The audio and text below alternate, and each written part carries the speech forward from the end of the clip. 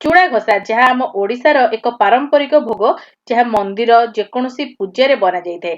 ଗଣେଶ ପୂଜା ହଉ କିମ୍ବା ସରସ୍ୱତୀ ପୂଜା ହଉ କିମ୍ବା ଅନ୍ୟ କୌଣସି ପୂଜା ହଉ ଖାଇବାକୁ ଅତି ସୁଆଦିଆ ଲାଗିଥାଏ।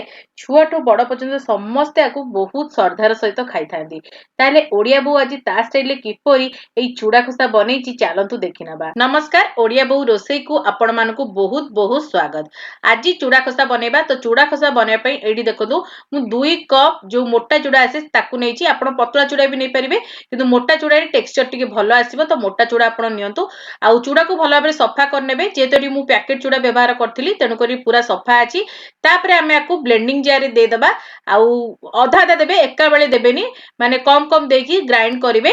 ତ ଏଠି ମୁଁ ବ୍ଲେଣ୍ଡିଂ ଜାରରେ ଚୁଡ଼ା କିଛି ଦେଇ ଦଉଛି। ଏଠି ଦେଖନ୍ତୁ ଭଲ ଭାବରେ ମୁଁ ଚୁଡ଼ାକୁ ଗୁଣ୍ଡ କରିକି ନେଇ ଆସିଛି। ଆଉ ଏଇଭଳି ହେବା ଦରକାର ଯେମିତି କି ସୁଜି ଦାନା ଟାଇପର ଟିକେ ରହିବ, ତ ବହୁତ ବଢିଆ ଆମର ଚୁଡ଼ା ଘଷା ରେଡି ହବ।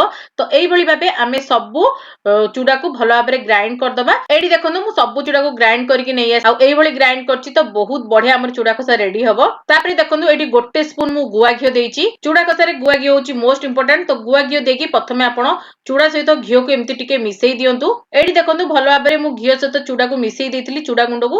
ତାପରେ ଏମିତି ପାପୁଲିରେ ଆଣିକି ଆପଣ ଘଷିବା ଷ୍ଟାର୍ଟ କରନ୍ତୁ।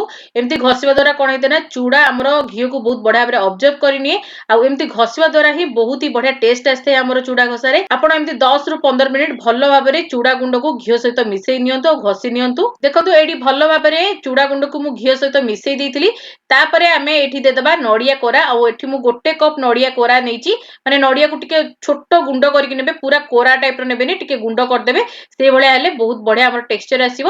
ତାପରେ ଏଠି ଦେଖନ୍ତୁ ଚିନିକୁ ମୁଁ ଗୁଣ୍ଡ କରିକି ନେଇଛି। ଆଉ ଏଠି ଅଧ କପ୍ ଚିନି ମୁଁ ନେଇଥିଲି, ମାନେ 4 ସ୍ପୁନ ବଡ ସ୍ପୁନରେ ନେଇଥିଲି, ଟେବୁଲ ସ୍ପୁନରେ। ତାକୁ ଗୁଣ୍ଡ କରିକି ଆମେ ଏଠି ଦେଇଦେବା। ଆପଣ ଆପଣଙ୍କ ସ୍ୱାଦ ଅନୁସାରେ ମଧ୍ୟ ଦେଇପାରିବେ। ତାପରେ ଏଠି ଦେଖନ୍ତୁ ଗୁଜୁରାତିକୁ ଗୁଣ୍ଡ କରିକି ରଖିଥିଲି, ତ ଏଠି ଦେଇଦେଇଛି। ତାପରେ ଏଠି ଦେଇଦେବା ଆମେ ଗୋଲମରିଚର ଗୁଣ୍ଡ। ଏଇ ଦୁଇଟି ମୋଷ୍ଟ ଇମ୍ପୋର୍ଟାଣ୍ଟ। ତ ବହୁତ ବଢିଆ ବାସ୍ନା ଆସିଥାଏ ଗୁଜୁରାତି ଗୁଣ୍ଡ ଆଉ ଗୋଲମରିଚ ଗୁଣ୍ଡ ଦ୍ୱାରା। ଆଉ ଏଠି ଦେଇଛି ଦେଖନ୍ତୁ ଶ୍ରୀ କର୍ପୂର, ଯୋଉଟା କି ବହୁତ ହି ବଢିଆ ବାସ୍ନା ଆଡ କରିବ ଆମର ଚୁଡ଼ା ଘଷାରେ। ତାପରେ ଏଇ ସବୁ ଜିନିଷକୁ ଦେଇକି ଆମେ ଭଲ ଭାବରେ ମିଶେଇ ଦେବା। ଆପଣ ଏକା ସାଙ୍ଗରେ ସବୁ ଜିନିଷକୁ ମିଶେଇକି କେବେ ବି ଘଷିବେନି, ତା ଦ୍ୱାରା କଣ ହବ ନା ଚିନି ଆମର ପାଣି ରିଲିଜ କରିଦବ, ତ ଆମର ଚୁଡ଼ା ଘଷା ଭଲ ରେଡି ହବନି। ଆପଣ ପ୍ରଥମେ ଘିଅ ସହିତ ଚୁଡ଼ା ଗୁଣ୍ଡକୁ ମିଶେଇ ନିଅନ୍ତୁ, ଘଷି ନିଅନ୍ତୁ। ତାପରେ ଆପଣ ସବୁ ଜିନିଷକୁ ଆଡ କରନ୍ତୁ। ଏବେ ଦେଖନ୍ତୁ ମୁଁ ସବୁ ଜିନିଷକୁ ଭଲ ଭାବରେ ଏଠି ମିଶେଇ ଦଉଛି। ତାପରେ ଆପଣ ଏଠି କିଛି ଫଳ ମଧ୍ୟ ଆଡ କରିପାରିବେ, ଯେମିତି କି ମୁଁ ଏଠି ଆପେଲ ଆଡ କରିଛି।